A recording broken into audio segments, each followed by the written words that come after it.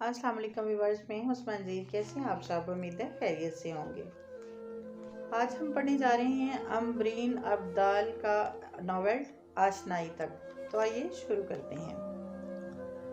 ढलती हुई दोपहर शाम से गले आन मिली थी। सड़कें जो दोपहर के वक्त जरा सी देर के लिए वीरान हुई थी, फिर से अपने सीने पे लोगों का बोझ उठाए हुए थी। जिंदगी रवां थी। ठेले वाले अपने ठेलों को घसीटते हुए ऊंची आवाज में आवाजें लगाते हुए गुजर रहे थे। कहीं कोई फल फरोश अपने गले का तमाम तर जोर लगाकर पास से गुजरते हुए लोगों को अपने फलों की समत मुतवज्जा करने की हर मुमकिन कोशिश कर रहे थे, तो वहीं चिचियों के साथ गाड़ियां और मोटरसाइकिलें तेजी से गुजर रही आ जा रही थी। वो कुछ देर पहले ही ऑफिस साफ करके निकली थी। जाने क्यों इसका दिल घर जाने की बजाय सड़क पर चलती गहमा गहमी देखने को मचल उठा था।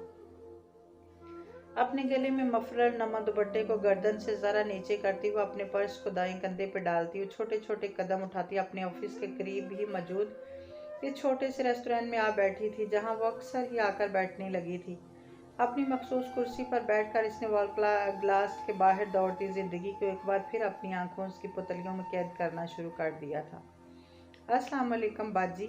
वो 12-13 साल का बच्चा था जो इसे अच्छी तरह से पहचानने लगा था।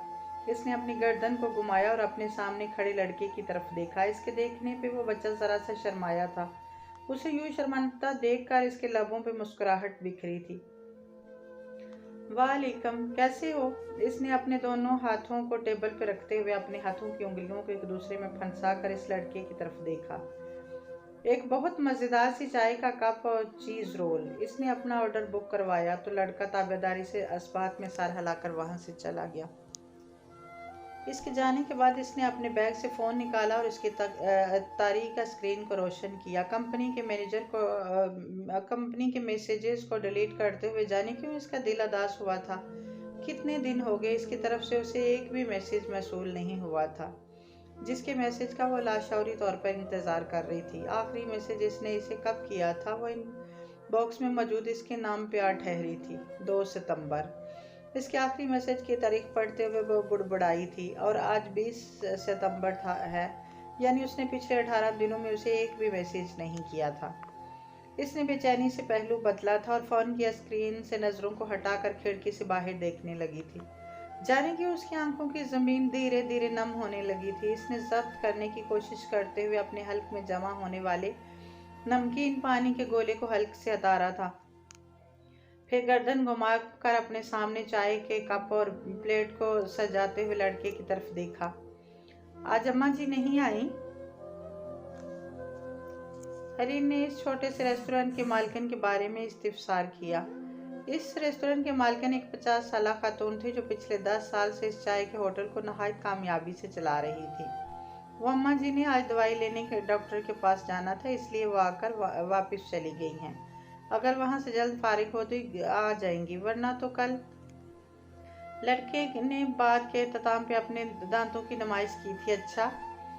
हरी ने धीरे से इस बात में सर हिलाया और अपने सामने पड़ी चाय के कप की तरफ मुतवज्जा हुई। एक घूंट हल्क से उतारने के बाद हरी ने चाय का कप रखा और खुद चीज रोल उठाकर इसके किनारों को दांतों से कुतरने लगी थी। अस्सलाम वालेकुम। जैसे ही वो लाउंज में दाखिल हुई, वॉकर में मौजूद अपनी भतीजी की तरफ लपकी, जो उसे देखते ही अपने दोनों हाथों को उठाए फुप्पो फुप्पो कहती से पुकार रही थी। फुप्पो की जान, फुप्पो की लाडो। और इन कंधे पे लटकते पर्स को सोफे की तरफ उछाला और फरहत बेगम के पास वॉकर में मौजूद हूर को गोद में उठा लिया। आज तुम फिर इतनी देर से घर वापस लौटी हो? कितनी बार कहा है ऑफिस के बाद सीधी घर आ जाया करो। आखिर अम्मा जी रेस्टोरेंट की चाय में ऐसा क्या है जो वहाँ की चाय पीना लाजिम ठहरा? घर आकर भी तो चाय पी सकती है। पता भी है मेरा माँ का दिल है, जरा सी देर हो जाए तो घबराने लगता है, लेकिन तुम्हें क्या परवाह। फरहत बेगम ने आरीन को घूरते हुए कहा तो वो मुस्कुराकर अपनी गोद में हूर को लेकर इसके पास आ बैठी। किसी दिन आपको भी अम्मा जी रेस्टोरेंट की चाय पिलवाने के लिए ले जाऊंगी। एक बार आपने चाय पी ली, बस फिर खुद ही जिद किया करेंगी मुझे भी अम्मा जी की चाय पिलवा दो। ए हटो जाने, दुनिया को क्या हो गया है? भला किसी औरत ने भी ऐसे काम किए हैं कि चाय का होटल ही बनाकर बैठ गई? करने को 1000 काम होते हैं, और इन 1000 कामों में तुम्हारी इस अम्मा जी को यही एक काम सूझा है। फरहत बेगम ने कहते हुए अपने हाथ के साथ साथ सर को भी झटका था तो अरीन धीरे से मुस्कुरा दी। मज़े की बात बताऊं आपको, इस रोड पे ज़्यादा विमेन हॉस्टल्स, गर्ल्स कॉलेज के साथ साथ ऑफिस की बिल्डिंग्स भी मौजूद हैं। ज़्यादातर अम्मा जी के रेस्टोरेंट में वर्किंग खवातीन की आमद होती है। नाश्ता न करके आने वाली अक्सर लड़कियां ब्रेक टाइम में अम्मा जी के रेस्टोरेंट में दोपहर में कुछ न कुछ खा लेती हैं, और कुछ मेरे जैसी खवातीन ऑफिस की थकन उतारने के लिए घर जाने से पहले अम्मा जी की चाय को जैसे हल्क से नीचे उतारती हैं, मानो जैसे सारी थकावट और परेशानी फट से फिर हो सकती है। किसी दिन आपको संडे को लेकर चलूंगी, मज़ा आएगा, अरीन ने कहा तो फरहत बेगम ने इसे घूरा। अच्छा, आपके साथ साथ महूर और भाभी को भी लेकर चलूंगी। भाभी? देखें आपकी सास को आपसे कितनी मोहब्बत है, आपके बिना चाय का प्लान बनाने पे मुझे घूर रही हैं। अरीन ने किचन से निकलती नौरीन भाभी को छेड़ा, जो शाम की चाय फरहत बेगम के सामने रखते हुए रसानियत भरे अंदाज में मुस्कुराकर अरीन की समत मुतवज्जा हुई। खाना लाऊं तुम्हारे लिए? अरीन की बात का जवाब देने की बजाय नौरीन ने अरीन से इस्तिफसार किया। नहीं भाभी, अभी नहीं, अभी मेरा दिल नहीं है, जब भूख लगेगी मैं खुद निकाल लूंगी, अरीन ने कहते हुए गोद में बैठी हूर के गाल पर जोर से बोसा दिया, और नौरीन की गोद में देकर वो खुद अपना पर्स उठाकर अपने कमरे में आ गई। वॉश बेसिन पर सर झुकाए वह अपने चेहरे पर पानी के छींटे मार रही थी, जब इसके ध्यान की सुई एक बार फिर 2 सितंबर पे अटकी थी। इसने सर उठाकर आईने में नजर आती अपनी सूरत की तरफ देखा। इस हसीन चेहरे को मैं हमेशा अपनी नज़रों के सामने रखना चाहता हूँ। इसने घूंघट उलटते ही इसके हिनाई हाथों को अपने हाथों में लेते हुए इतनी मोहब्बत से कहा था कि वो इतराई थी। तफाकर से इसकी झुकी हुई गर्दन सीधी हुई थी। वो अब गर्दन को अकड़ाए अपनी तारीफें करते, इसके हुस्न के कसीदे पढ़ते हसन को सुन रही थी। रात धीरे धीरे मोम की मन पे पिघलती जा रही थी, लेकिन हसन की बातें तो जैसे ख़त्म होने का नाम ही नहीं ले रही थी। और फिर ये एक रात की बात कब थी? वो तो हर रात यूं ही बातें करते रहना चाहता था, लेकिन वो चेहरे पे बहता हुआ पानी इसकी थोड़ी से नीचे गिर के इसका दामन को भिगोने लगा था। इसने यादों से धीरे से अपने हाथों को छुड़ाया और नल बंद करके पास लटके तौलिए से मुंह को साफ करती बाथरूम से बाहर निकलकर अपने बेड पर आ बैठी थी। इसने अकताहट भरे अंदाज में अपने हाथ में तो मौजूद तौलिए को सोफे की समत उछाला और खुद बेड पर लेटकर अपने मुंह पर तकिया रखकर करवट बदल ली। वह मजीद कुछ भी सोचना नहीं चाहती थी, इसलिए कुछ ही देर में वो कब आंखों को बंद किए नींद की वादी में उतरी थी, इसे खुद भी खबर नहीं हुई थी। हसन की तरफ से कोई मैसेज या कॉल नहीं आई, और जाने क्यों अरीन की बेचैनी हर हद से सवा हो रही थी। पिछले 8 माह से एक भी दिन ऐसा नहीं गुजरा था जब हसन ने उसे कॉल या मैसेज नहीं किया था। यह अलग बात थी, इसके रोज़ कॉल करने के बावजूद अरीन कई कई दिन तक इसका फ़ोन पिक नहीं करती थी। इसके कई मैसेजेस के बाद वह मुश्किल से 1-2 मैसेज से ज़्यादा जवाब नहीं दिया करती थी। लेकिन अब अपने नेल्स को फाइल करती अरीन ने अपने हाथों को अपनी नज़रों के सामने किया तो माजी का खूबसूरत लम्हा अचानक ही इसके सामने मुजस्सम हो गया था। पता है, तुम्हारे हाथ बहुत खूबसूरत हैं, और सबसे खूबसूरत तुम्हारे पिंक नेल्स हैं। वह इसके हाथों की उंगलियों पर धीरे धीरे अपने हाथ को फेरते हुए कह रहा था। अरीन के लबों को मुस्कुराहट ने छुआ। इसने अपने हाथ को हसन के हाथों से निकालने की कोशिश की तो हसन ने इसकी इस कोशिश को नाकाम बना दिया। बस करो, तुम मर्दों की बस यही प्रॉब्लम होती है, बीवी को जैसे कोई आसमानी मखलूक ही समझ लेते हो। बीवी खूबसूरत भी हो, साथ में खूबसीरत भी। खुद को तुम मर्दों के लिए सजा कर भी रखे और साथ में तुम्हारे घरों को अच्छे से मैनेज भी करे। तुम मर्दों की मेंटालिटी कभी नहीं बदल सकती। वो इसके हाथ से अपने हाथ को अलग करते हुए इस्तदाई अंदाज में कह रही थी। ये तुम मर्द क्या होता है अरीन? मैं किसी की नहीं अपनी बात कर रहा हूँ, और वैसे भी अगर मर्द औरत को आसमानी मखलूक समझ कर ट्रीट करते हैं तो तुम औरतें क्या करती हो? मर्द को ज़मीन पर रेंगने वाले कीड़े से बदतर समझने लगती हो, जिसका काम बस कमा कर लाना है, अपनी तनख्वाह को बीवी के हाथ पे सजा देना है, और अगर उसमें थोड़ी सी कमी पेशी हो जाए तो मानो एक तूफान बर्पा हो जाता है। हसन ने कहते हुए अपने सर को हौले से झटका। तुम मुझे ताना दे रहे हो? अरीन जो ढीले अंदाज में बैठी थी सीधी होकर बैठते हुए उखड़े हुए लहजे में बोली। इसका लहजा और अंदाज लगते भर के लिए हसन को मुकम्मल तौर पर खामोश करवा गया था। 20,000 क्या मैंने तुमसे क्या ज़्यादा मांग लिए? तुम तो मुझे इसके ताने ही देने लगे। मैं कोई ताना नहीं दे रहा हूँ अरीन, मैं तो बस हसन सटपटाया था, यानी पूरी रात, और हो सकता था शायद कि कल तक अरीन अब इसी बात को लेकर बहस करती रहेगी। आखिर मुझे बोलने की ज़रूरत ही क्या थी? हसन ने दिल ही दिल में खुद को भड़का था। मैं अच्छी तरह से जानती हूँ तुम्हारा क्या मतलब है। मैं अम्मी से 20,000 मंगवा कर तुम्हारे मुंह पर दे मारूंगी। अरीन ने जोर से चिल्लाते हुए, अरीन की बात पे हसन का चेहरा सुर्ख हुआ था, लेकिन फिर भी इसने कमाल जब्त से नाराज होती अरीन का हाथ पकड़ना चाहा, जिसे अरीन ने बुरी तरह झटक दिया था। बहुत कम ज़र्फ हो तुम हसन, बहुत ही छोटे दिल के मालिक हो। अरीन कहकर पांव पटकती अपने कमरे की तरफ बढ़ गई थी। अरीन, मेरा ये मतलब नहीं था। हसन इसके पीछे आया था, लेकिन कमरे में दाखिल होती अरीन ने जल्दी से कमरे का दरवाज़ा लॉक कर लिया था। अरीन प्लीज़ यार। अच्छा sorry, I am sorry. Hasan ने दरवाज़ा खटखटाते हुए अरीन से माफ़ी मांगी थी। नहीं चाहिए मुझे तुम्हारी कोई भी सॉरी, अरीन ने दरवाजे की अकब से चिल्ला कर कहा।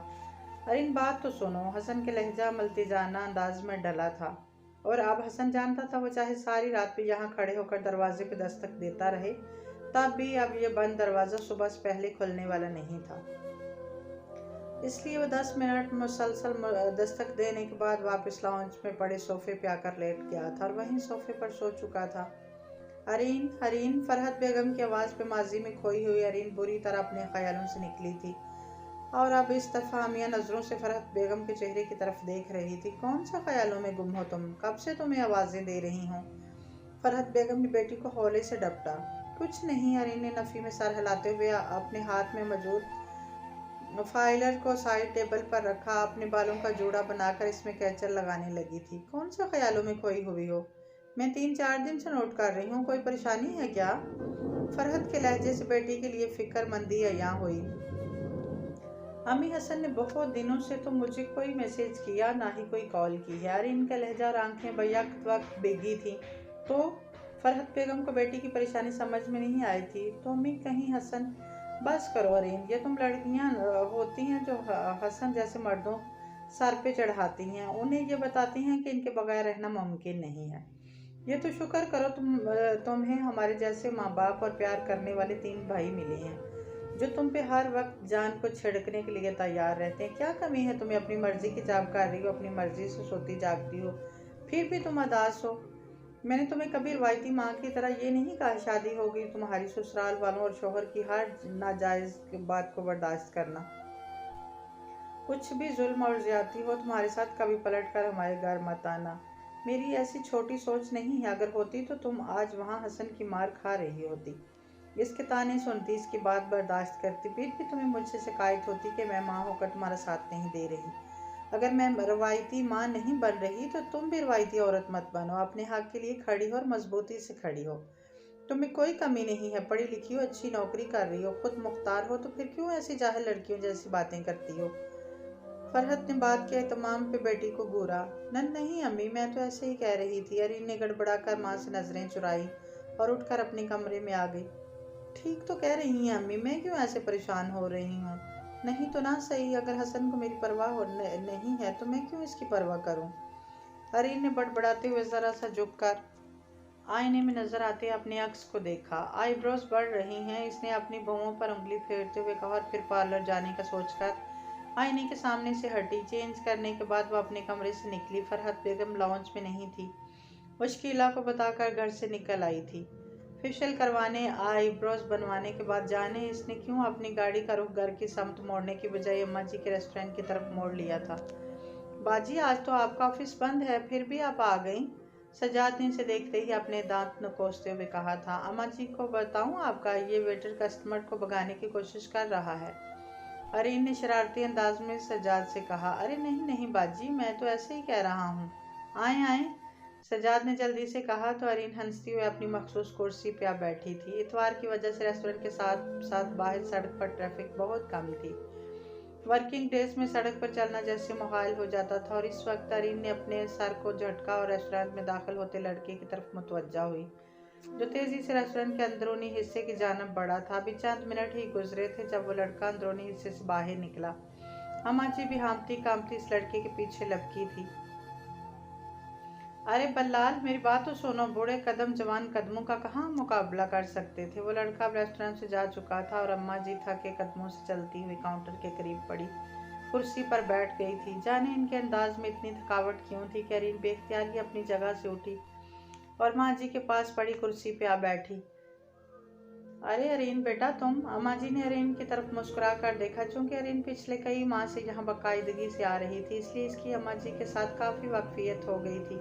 कैसी हैं आप? मैं परसों आई थी, सजाद से पता चला आप डॉक्टर के पास गई हुई थी। खैरियत तो थी? क्या हुआ आपको? अरीन ने एक ही सांस में सारे सवालात पूछ लिए थे। हाँ, डॉक्टर के यहाँ गई थी। जाने क्यों ये दिल कम वक्त कभी तेज धड़कने लगता है तो कभी शायद धड़कना ही भूल जाता है। अम्मा जी के लहजे में यसीयत थी। डॉक्टर को चेकअप करवाया है, इसने मुख्तलिफ टेस्ट लिख दिए थे। ईसीजी वगैरह करवाए हैं तो दिल की तकलीफ सामने आई है। इनके चेहरे पर उदासी भरी मुस्कुराहट दौड़ रही थी तो अरीन का दिल जाने क्यों इसकी मुस्कुराहट पे कट सा गया था। घबराने की कोई बात नहीं अम्मा जी, आजकल तो माशाल्लाह जदीद टेक्नोलॉजी का दौर है, जदीद मशीनरी भी इस्तेमाल की जाती है और अब तो ठीक बीमारी की तशखीस हो जाए तो मानो आधी बीमारी तो खुद ही ठीक हो जाती है और बाकी आधी बीमारी मेडिसिन खाने से दूर भाग जाती है। डॉक्टर ने आपको जो मेडिसिन दी है वो आप रेगुलर खाएं। देखना चंद ही दिनों में आप भली चंगी हो जाएंगी। अरीन ने कहते हुए अपना हाथ इनके हाथ पे रखा तो जाने क्यों इस बार वो मुस्कुरा भी नहीं सकी। बाजी चाय। सजाद ट्रे में इसकी चाय उठाकर खड़ा था। हाँ, इधर ही दे दो। अरीन ने इसके हाथ से ट्रे थाम कर अपने टेबल पर रखी। अरीन ने तायराना नजरों से अम्मा जी के चेहरे की जानिब देखा जो अभी भी अफसरदगी में डूबा हुआ था। क्या बात है अम्मा जी, आप इसलिए उदास हो रही हैं कि आपके बेटे ने आपकी बात नहीं सुनी और चला गया? अरीन खुद को पूछने से बाज नहीं रख सकी। बूढ़ी आंखों की चमक मादूम हुई थी तो वहीं लबों पर उदास मुस्कुराहट बिखरी थी। वो मेरा बेटा नहीं है, भतीजा है, अम्मा जी ने आहिस्ता से कहा। ओह अच्छा। अरीन के लब सिकुड़े। वक्त बहुत जालिम है और बहुत बड़ा उस्ताद भी है बेटा, और इंसान बड़ा ही नादान और कम अकल। जब जवान होता है तो लगता है ये कायनात और इस कायनात में मौजूद रिश्ते चीज़ ही है क्या है। ठोकर से राह में आए पत्थर की मानित रिश्तों को अगर जिंदगी से हटा भी दिया जाए तो क्या फ़र्क पड़ता है। तस्कीर करने के लिए पास एक जहान है, लेकिन इंसान की वही कम अकली वक़्त के साथ इसे बताती है इंसान कितना नादान है, किस कदर नादान। जिन रिश्तों को राह में पड़े पत्थर और कंकर समझकर अपने रास्ते से हटाया था, वक्त गुजरने के साथ इनकी तलाश में वापसी का सफ़र कितनी बार किया जाए। वो पत्थर पारस बनकर किसी और की ज़िंदगी में शामिल हो चुके होते हैं और हमारी इस राह में कोई जगह नहीं बचती। हमें इस राह में कोई ज़ादिरा नहीं मिलता। फिर वही होता है बेटा जो आज मेरे साथ हो रहा है। दिल के शरियाने काम करना नहीं छोड़ रही, बल्कि दिल पे मौजूद बोझ का बार हर गुजरते दिन बढ़ता जा रहे। अब बेचारा दिल भी क्या करे, कब तक इस बार को उठाए धड़कता रहे। जब हम इंसान थक जाते हैं तो इंसानी अज़ा भी थकने लगते हैं। थकावट है बेटा दिल में, रूह में। गुजरा माजी गुजरते वक्त के साथ फिर से हाल में शामिल हो जाए तो बहुत नुकसान होता है, बहुत खसारा हिस्से में आता है। अम्मा जी बोलते बोलते जैसे थक सी गई थी। अरीन का दिल जैसे किसी ने मुट्ठी में लेकर जोर से बंद किया था। अम्मा जी, इससे पहले वो इनसे कोई बात करती, अम्मा जी अपने घुटनों पर जोर देकर उठते हुए होटल के अंदरूनी हिस्से की तरफ चली गई, जहां वो सजाद को चंद हदायत देने के बाद चुपचाप होटल से बाहर जाने वाले रास्ते की तरफ बढ़ गई। अरीन ने हड़बड़ा कर चाय के ठंडे घूंट को अपने हलक से नीचे उतारा। काउंटर पर मौजूद सजाद को पेमेंट करके वो खुद भी होटल के बैरूनी दरवाजे की तरफ बढ़ी। फुटपाथ पे कुछ दूर ही अम्मा जी छोटे छोटे कदम उठाती हुई जा रही थी। अरीन ने अपने कदमों की रफ्तार को तेज किया और जल्दी ही अम्मा जी के करीब आकर इनके साथ चलने लगी। अम्मा जी ने रुक कर अपने साथ चलती अरीन की तरफ अपनी आंखों को सुकेट कर देखा। कहाँ जाना है अम्मा जी आपने? आए मैं आपको छोड़ देती हूँ, अरीन ने मोहब्बत भरे लहजे में कहा तो अम्मा जी ने चंद लम्हे सोचा और अस्पात में सर हिला दिया। आप यहीं रुके, मैं अपनी गाड़ी ले आऊँ, अरीन ने कहा। कुछ ही देर में वो होटल के करीब पार्क की हुई अपनी गाड़ी ड्राइव करती फुटपाथ पे खड़ी अम्मा जी के करीब ले आई। अम्मा जी के लिए गाड़ी का फ्रंट डोर खोल दिया था। कहाँ जाना है अम्मा जी आपने? गाड़ी स्टार्ट करते हुए अरीन ने उनसे सवाल किया। किसी ऐसी जगह जहाँ जिंदगी ना हो, यादों की तकलीफ ना हो, माजी की बज़गश्त ना हो। क्या मुझे किसी ऐसी जगह ले जा सकती हो? हसरतों के कितने दिए अम्मा जी की आंखों में जल उठे थे। अरीन सुन सी उन्हें देख रही थी, यहाँ तक कि वो अपने पीछे मौजूद गाड़ी के हार्न पे पूरी तरह चौंकी और गाड़ी को स्टार्ट करके रास्ते पे नजरें जमा कर ड्राइविंग करने लगी। अरीन अम्मा जी को अपने साथ करीबी पार्क में ले आई थी। अक्टूबर का वाइल था, ठंडी ठंडी हवा चल रही थी। वो अम्मा जी के हाथ थामे फूलों की क्यारियों के बीच बने इस संगी बेंच के करीब ले आई। आप यहाँ बैठे, मैं बस 5 मिनट में आती हूँ। अरीन ने अम्मा जी से कहा तो वह इस बात में सर हिलाती बेंच पर बैठ गई थी। अरीन गई और 2 फ्रेश जूस का ग्लास थामे वापस आई। अम्मा जी घास पे गिरे फूलों की पत्तियों को जमा करके बेंच पर रख रही थी, जिन्हें शरारती हवा आते जाते फिर से घास पे बखेर देती थी। अरे अम्मा जी, अरीन मुस्कुराई थी, आप यहाँ बैठे, मैं इकट्ठी कर देती हूँ। अरीन ने जूस का गिलास इनकी तरफ बढ़ाते हुए कहा तो उन्होंने धीरे से नफी में सर हिला दिया और अपने हाथ में मौजूद सफ़ेद गुलाब की पत्तियों को फिजा में उछाल दिया। अरे क्यों, आपको अच्छी लग रही है ना, मैं आपको इकट्ठी कर देती हूँ। अरीन ने जिद की, तब भी उन्होंने अपने सर को नफी में हिला दिया और कुछ फासले पर मौजूद फूलों पर बैठी हुई तितली पे अपनी नज़रों को जमा दिया। आपको क्या हुआ है अम्मा जी, मैंने कभी आपको इतना उदास नहीं देखा। उदासी तो मेरी संगी सहेली के जैसी है बेटा। हाँ, कह सकती हो, उदासी को छुपाते नहीं देखा, बल्कि अपनी गलतियां छुपाने का सलीका सीख लिया था। लेकिन अब अम्मा जी की आंखें आंसुओं से भरी थी। अब इन गलतियों की पादाश में होने वाली नुकसान का एहसास जब्त के हर बंद को तोड़ देता है। काश मेरे बस में होता तो मैं आंसू कतरों की सूरत इनके बूढ़े चेहरे पे बिखरने लगे थे।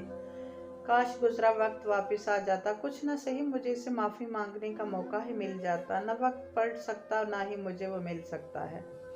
कौन और किसकी माफ़ी, किस बात की माफ़ी। अरीन उलझी थी तो अम्मा जी ने अपनी बूढ़ी आंखों में मौजूद नमकीन पानी को अपनी चादर के कोने में जज्ब किया था और अरीन के चेहरे की तरफ देखा। मैंने तुम्हें अक्सर अपने कैफे में कुर्सी पर बैठकर घंटों अपने फ़ोन की स्क्रीन को देखते हुए देखा है। क्या तुम किसी के फ़ोन या मैसेज का इंतज़ार करती हो, अम्मा ने इससे सवाल किया था।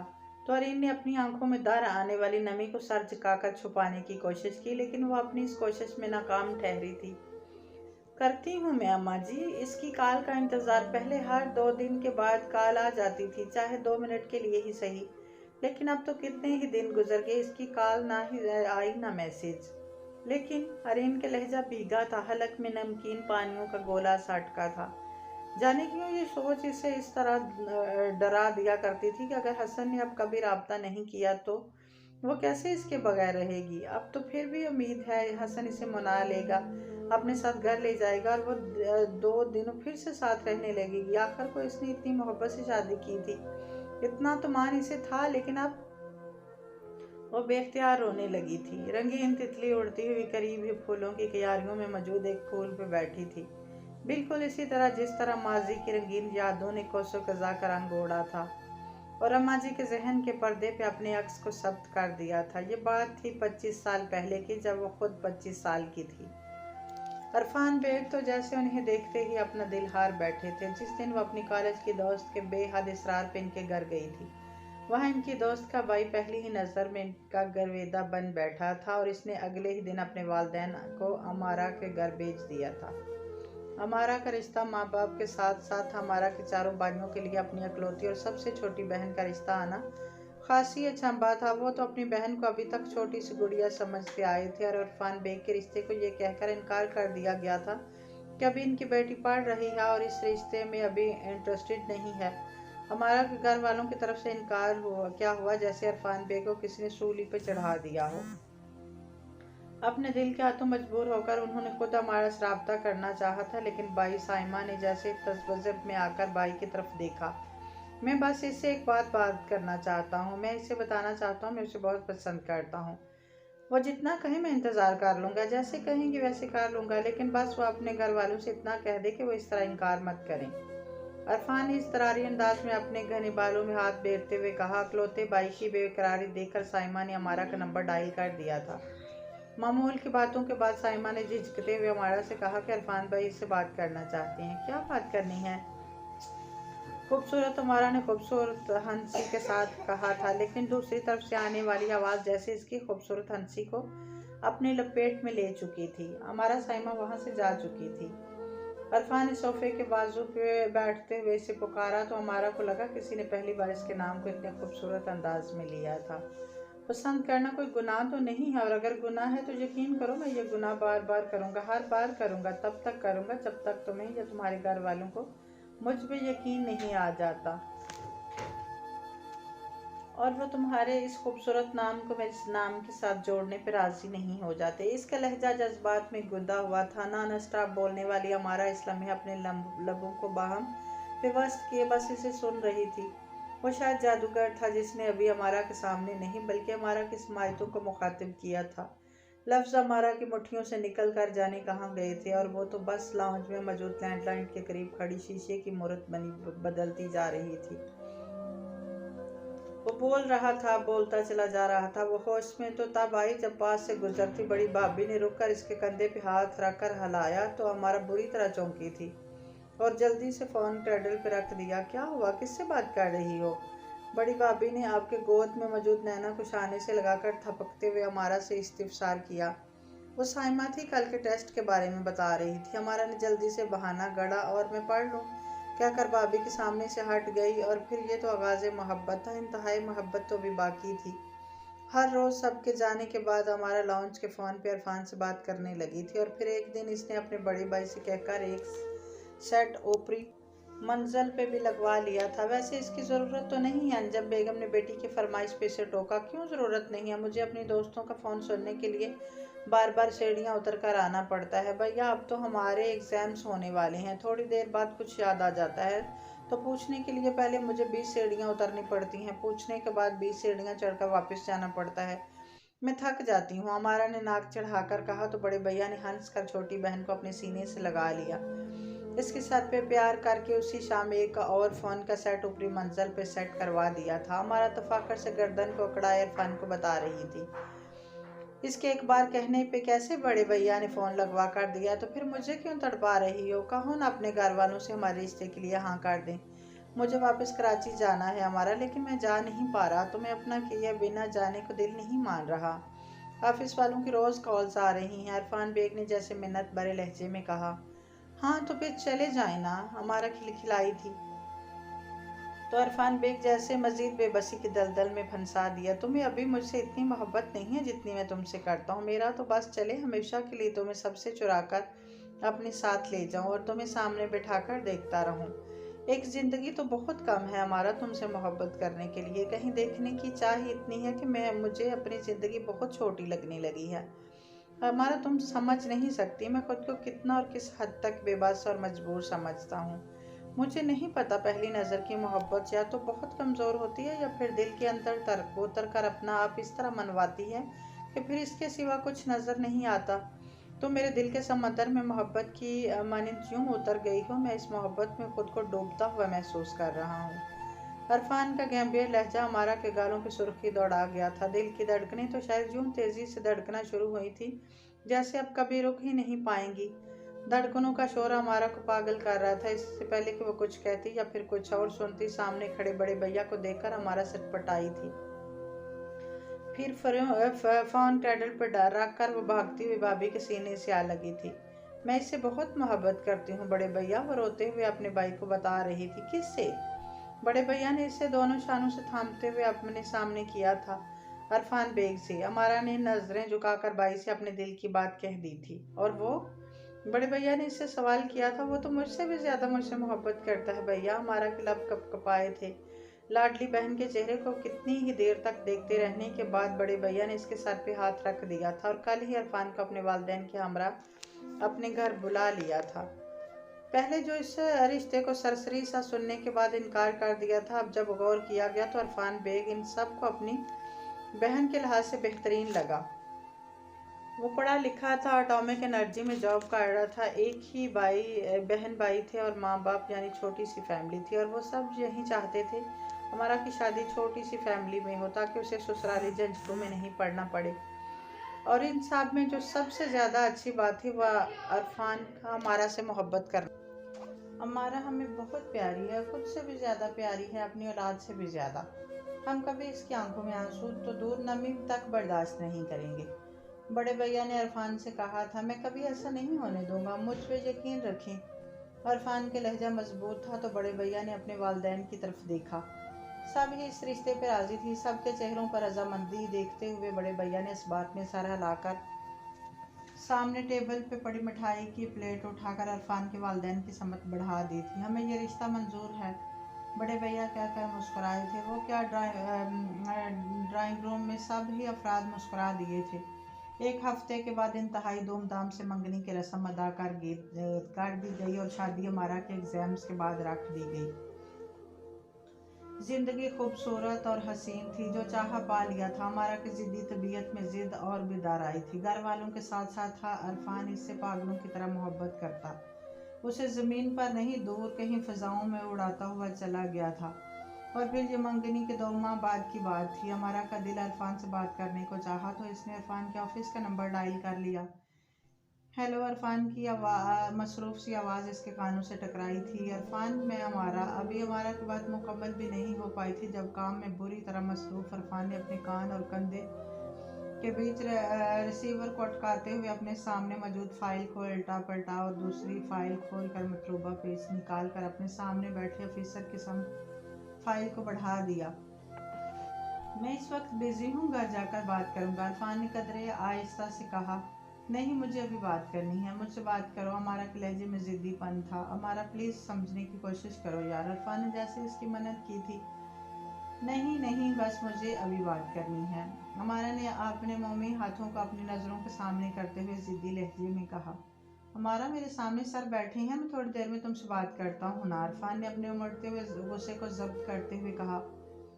मिस्टर अरफान, क्या कोई मसला है? सर मंजूर ने फाइल से नजरें उठाकर अपने सामने कुर्सी पर बैठे अरफान को मुखातिब किया। नहीं सर, अरफान ने अपने लबों को फैलाते हुए कहा और हाथ में पकड़ा रिसीवर क्रेडल पर रख दिया। चंद लम्हे भी गुजर नहीं पाए थे, फोन की बेल एक बार फिर बोल उठी थी। अरफान जवाब कदरे आगे की जानब झुककर फाइल के पेज पे उंगली रखे सर मंजूर को कुछ बताना चाहता था, गड़बड़ाकर पलटा और रिसीवर को क्रेडल से उठाकर परे रख दिया। अगर ज़रूरी कॉल है तो आप सुन सकते हैं, सर मंजूर ने अपनी नाक से सरकती हुई ऐनक को इसकी जगह पर टिकाते हुए कहा। नो सर, कोई ज़रूरी बात नहीं, मैं बाद में बात करूंगा। अरफान के बाद में अमारा को मनाने और इससे बात करने का सोचकर सर को नफ़ी के इस बात में हिला दिया था, लेकिन अरफान को क्या खबर थी इसकी ये हरकत क्या क़यामत लाने वाली थी।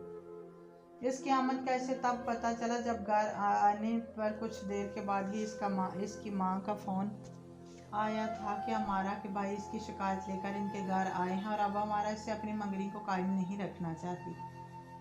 ये आप क्या कह रही हैं अम्मी? अरफान को यकीन नहीं आ रहा था। वही बता रही हूँ जो वो लोग कह कर गए हैं अरफान, मुझे ये सब ठीक नहीं लग रहा। अपनी बहन को समझाने की बजाय वो लोग शिकायत लेकर आ गए हैं और हमें ही कह रहे हैं कि अरफान की वजह से हमारा रोई है। अगर वो इसे कॉल कर रही थी तो अरफान ने इसके साथ गुस्से में बात करके फ़ोन को क्यों बंद किया?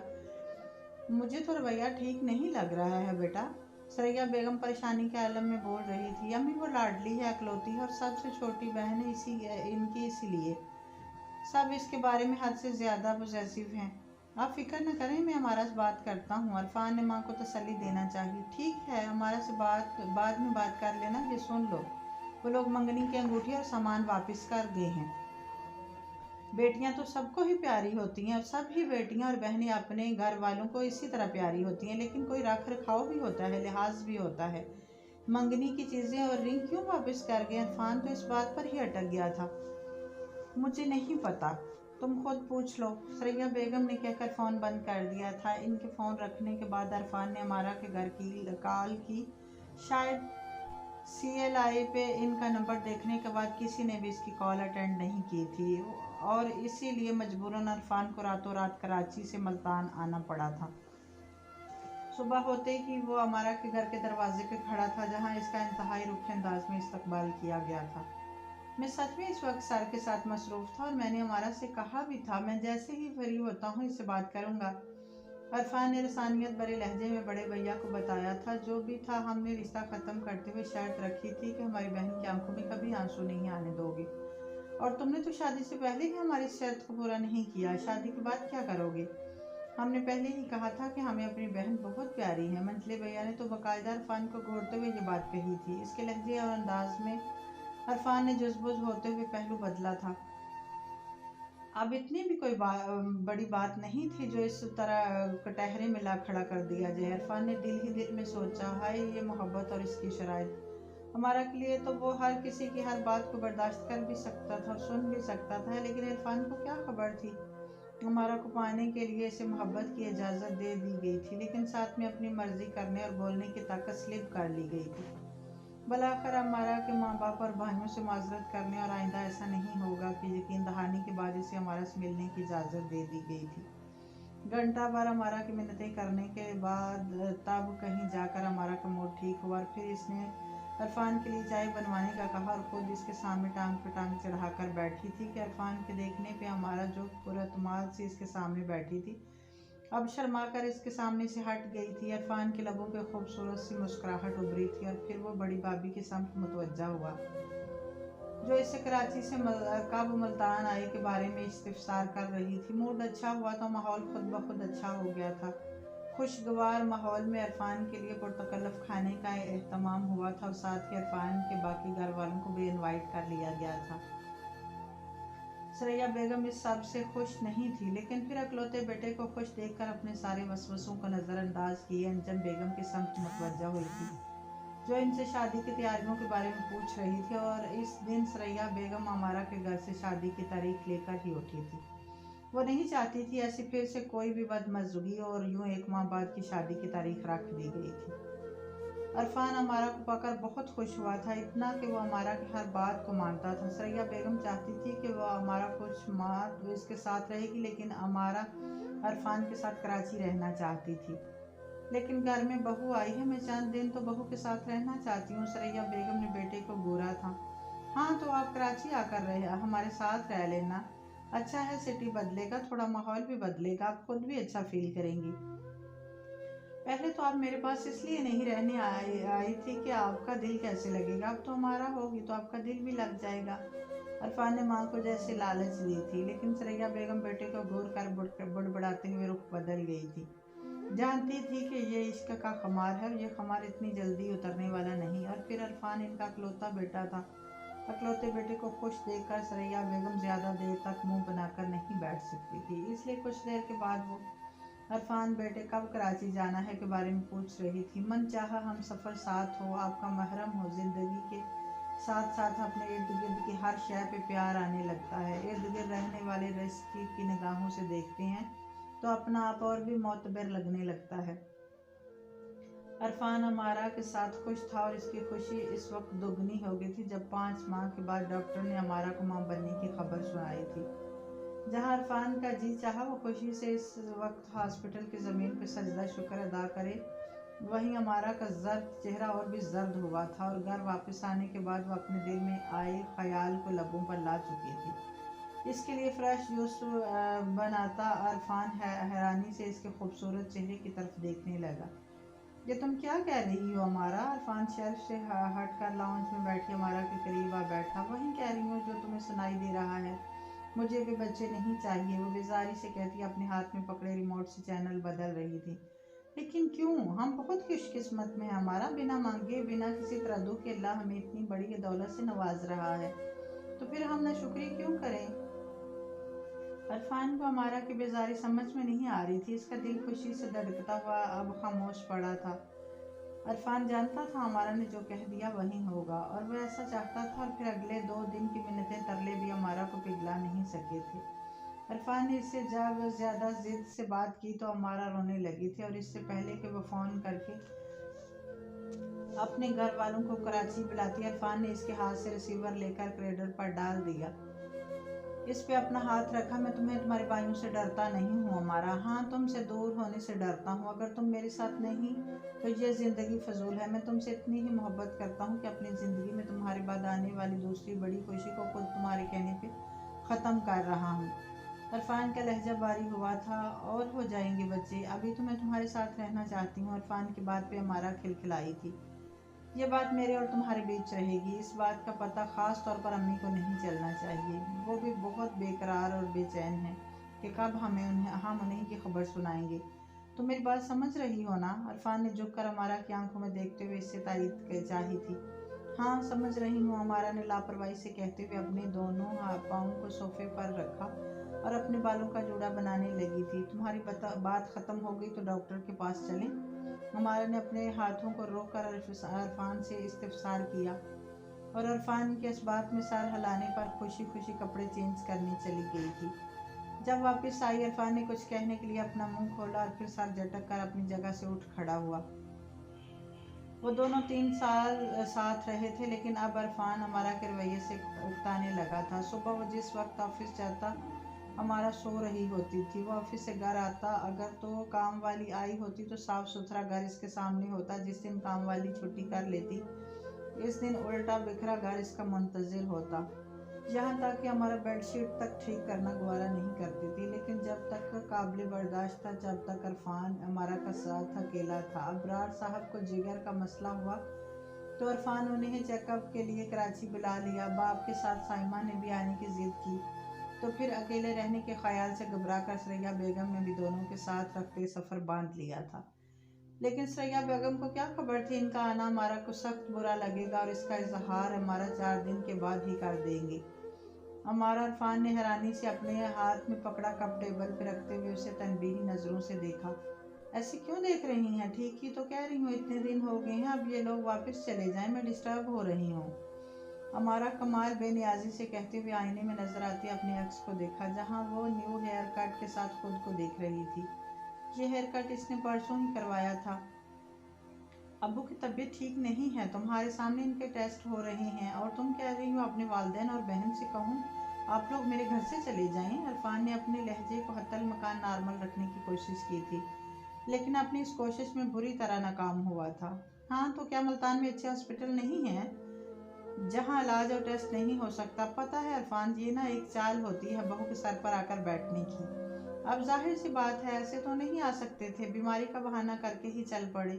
तुम प्लीज़ इनसे कहो अपने घर चले जाएं, हमारा ने ज़िद्दी लहजे में कहा। इट्स इनफ हमारा, मैं कभी भी ऐसा नहीं कहूँगा, मेरे माँ बाप हैं वो। तो ठीक है, अगर तुम नहीं कह सकते तो मैं खुद कह दूँगी। हमारा अपनी जगह से उठ खड़ी हुई। अपनी हद में रहो हमारा, मैं तुमसे मोहब्बत करता हूँ, तुम्हारा लिहाज करता हूँ, लेकिन इसका ये मतलब नहीं है तुम अपनी हद और जिम्मेदारी ही भूल जाओ। मैंने तुम्हें अपनी पलकों पर बिठा कर रखा है, बदले में कुछ ज़्यादा नहीं, थोड़ा सा तो लिहाज कर लो। अरफान ने तासुफ भरे लहजे में कहा। अरफान प्लीज़, अमारा ने इसकी बात काटी और खुद कमरे से बाहर निकल गई। अरफान इसके अकब में लपका था। कहाँ जा रही हो तुम? अरफान ने हमारा बाजू से पकड़कर इसका रुख अपनी तरफ करते हुए पूछा। आंटी अंकल को कहने जा रही हूँ। ऑफ कोर्स, अगर तुम नहीं कहोगे तो मैं खुद कह दूंगी। हमारा ने जितने आम लहजे में कहा, अरफान को पहली बार दिमाग घूमा था। तुम पागल हो क्या? अरफान हमारा को घसीटता हुआ वापस कमरे में लाया। अरफान ये क्या तरीका है, छोड़ो मुझे। हमारा ने इसके हाथ की गिरफ्त से अपने बाजू को आज़ाद करवाते हुए कहा, देखो हमारा वो चंद दिन के मेहमान है, वापस मुल्तान चले जाएंगे, ऐसे नहीं करते। अरफान ने इसे बच्चों की तरह पुचकारते हुए कहा, लेकिन हमारा को तो जैसे इस वक्त जिद हो गई थी, अभी और इसी वक्त मुल्तान की सीट करवाओ और इन तीनों को वापस भेजो। इसने अरफान की आंखों में आंखें डालते हुए एक एक लफ्ज़ चबाते हुए कहा, यह कभी नहीं हो सकता। अरफान का हाथ इसके कंधे से हटा था। तो फिर ठीक है, मैं अपने घर चली जाती हूँ। हमारा की आंखों में चैलेंज था। अरफान के दोनों बाजू इसके पहलू में गिरे थे। ये तुम्हारी च्वाइस है, अगर इस बात के पीछे तुम घर छोड़कर जाना चाहती हो तो मैं क्या कह सकता हूँ। वालदान से दुआएं ली जाती हैं, इनका दिल नहीं दुखाया जाता, और वो भी इस सूरत में जब इनका अकलौता बेटा हूँ। मैं इनके साथ ऐसी नहीं कर सकता। मैं अगर आज यहाँ खड़ा हूँ, किसी पोजीशन पे हो, तो उन्हीं की वजह से हूँ। मैं इतना बुरा नहीं बनना चाहता कि मेरे वालिदैन जब भी मेरा नाम ले इनकी आंखों में गम से, दुख से आंसू आ जाए। मैं तुम्हारी हर बात मान सकता हूँ, बल्कि मैं तुम्हारी हर बात मानता भी हूँ। ये भी कि तुम अभी माँ नहीं बनना चाहती।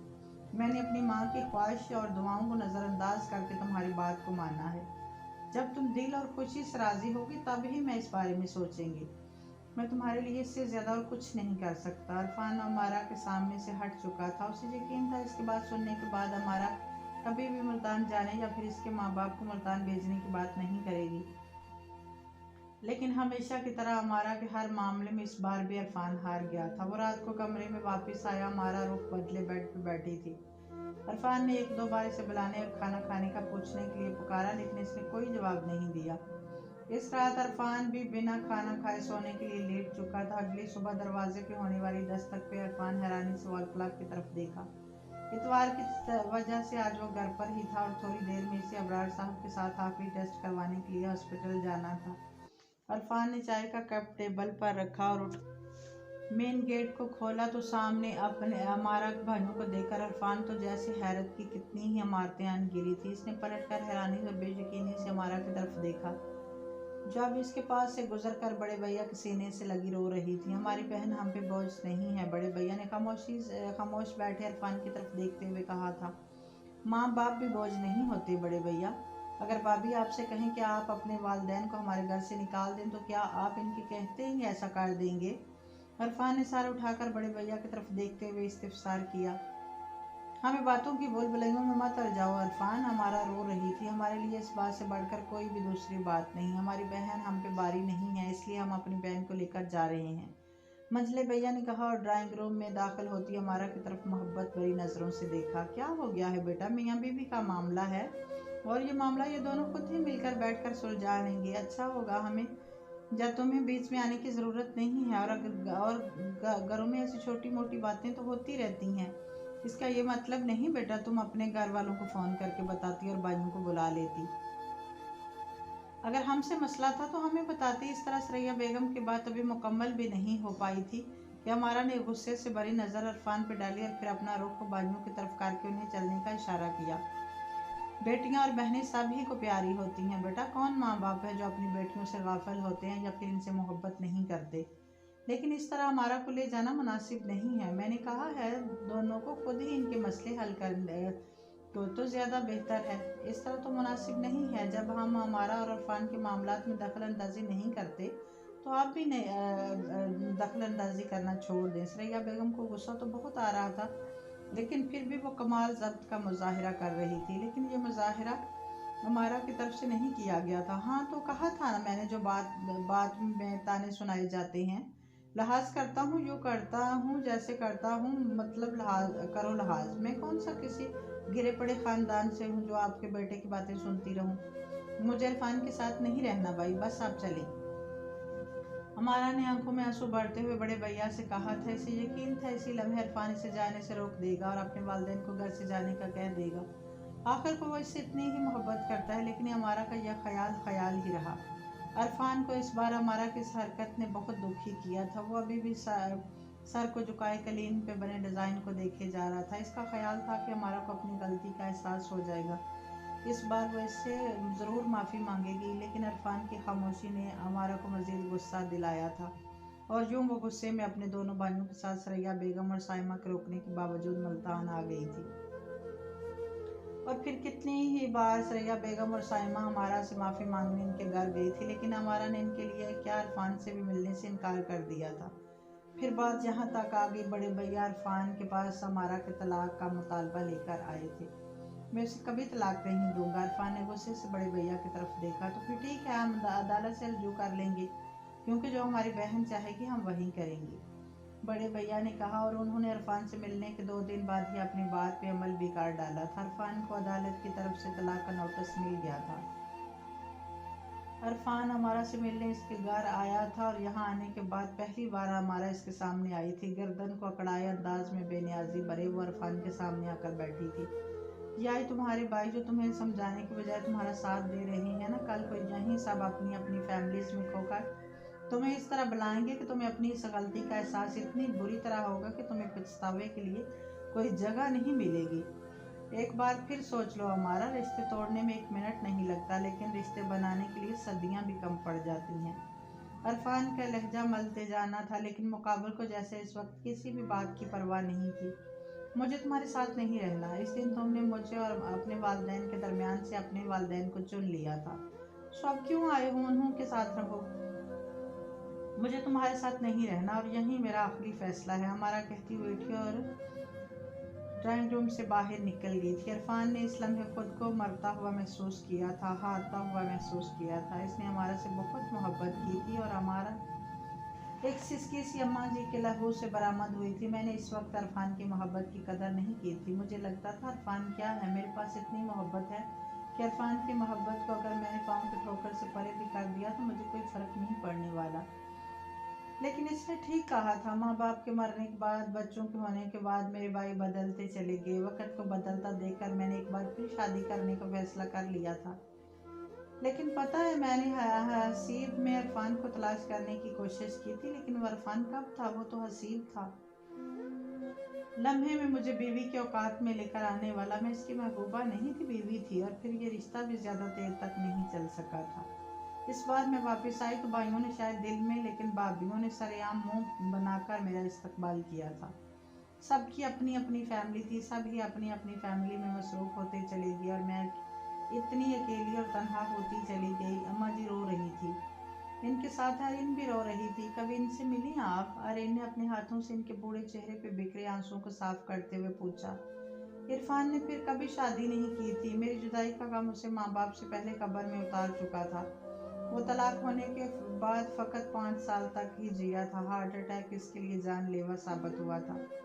वो वहाँ है जहाँ जाने वाले तो बोल सकते हैं, लेकिन वहाँ रहने वाले नहीं बोल सकते। मैंने बहुत कोशिश की खुद को एक बार इसकी कब्र तक ले जाऊं, लेकिन कभी हिम्मत नहीं हो पाई। किस मुंह से इसके पास जाऊं, किस मुंह से इससे माफ़ी मांगूंगी? हमारा बुरी तरह रो रही थी। अरीन ने आगे बढ़कर उन्हें अपने साथ लगाकर इनके पुष्ट पे हाथ फेरने लगी थी। कितनी ही देर रोने के बाद अमारा अरीन के कंधे पे सर रखे उठाकर अरीन की तरफ देखने लगी। अमारा को लग रहा था वो अपनी जवानी को अपने सामने देख रही थी, जहाँ गरूर था, करती छोटी छोटी बातों पे अना की दीवारें इतनी बुलंद कर ली जाती थी कि फिर वक्त गुजरने के बाद यही अना की दीवारें अपनी तमाम तर शिद्दत के साथ अपने ही वजूद पर आ गिरती हैं। और फिर इस वजूद को इस बोझ तले से निकाल भी लिया जाए तो भी हम अपने जिस्म का कोई ना कोई हिस्सा ज़रूर नकारा बना चुके होते हैं। अरीन कल की अमारा थी। अमारा को तो ऐसा ही लग रहा था। और अरीन ने इसमें थूक निकल कर अपने सामने बैठी अमारा को देखा तो ये ख्याल आया, कल वो इसी तरह पछतावों के साथ बैठी रो रही होगी। अना की जंग तो जीत जाएगी, लेकिन वो खुद को हार जाएगी। हाँ, वो हसन से बहुत मोहब्बत करती है, तो फिर इससे पिछले 1.5 साल से अलग क्यों थी? सिर्फ इसलिए कि हसन ने उसे घर पे तवज्जो देने का कहा था। और ये बात अरीन को बेहद बुरी लगी थी। बात बड़ी और इतनी बड़ी कि इसके जोर जोर से बोलने पे हसन ने उसे थप्पड़ दे मारा था। और यूं अरीन ने अपने घर वालों को फ़ोन मिलाया और इनके साथ अपने घर आ गई थी। काश मेरे भाई मेरी माँ मुझे मेरे घर रुकने का कहते तो मैं आज इतनी अकेली ना होती। आंटी ने तो ठीक ही कहा। माँ बाप किसी के भी हों, बेटियाँ तो सबको एक जैसी प्यारी होती हैं, लेकिन बेटियों के घर बसाने के लिए कई बार वालिदैन को, बहन भाइयों को अपनी खुली आंखों को बंद करना ही पड़ता है। फिर यहाँ कौन सा कोई सीरियस मसला था जिसे मिल बैठकर हल नहीं किया जा सकता था? लेकिन काश मुझे कोई समझा देता अरीन। लेकिन तुम्हारे पास इस काश लफ्ज़ की कोई गुंजाइश नहीं होगी। तुम्हें तो खुद हमारा ने बताया है, समझाया है, घर टूटने आसान होते हैं, जिद करना आसान होता है, लेकिन हम सफ़र के साथ ये सब अच्छा लगता है। हम सफ़र न है तो बस फिर जिद ही रह जाती है, वो भी पछताओं के साथ। हमारा बेगम ने अपनी आंखों को साफ किया और मुस्कुरा कर अरीन की तरफ देखा। अरीन उन्हें मुस्कुराता देखकर धीरे से मुस्कुराई और अपने दोनों हाथ हमारा की तरफ बढ़ा दिया। आपने ठीक कहा है, आने वाली ज़िंदगी में मेरे पास काश का कोई लफ्ज़ नहीं होगा, और अरीन की ज़िंदगी में हमारा की ज़िंदगी जैसे पछतावे भी नहीं होंगे, यूँ कि अरीन के पास हमारा है। अरीन ने कहते हुए अमारा के हाथों के पुष्ट पे बोसा दिया था। फिर इसे कॉल करो, इससे माफ़ी मांगो, इसे आने का कहो, वो आएगा ना? अमारा ने रुक कर अरीन की तरफ देखा। हाँ, मुझे लेने के लिए आएगा, अरीन ने मुस्कुराते हुए कहा और अपना फ़ोन निकाल कर हसन का नंबर डायल करने लगी।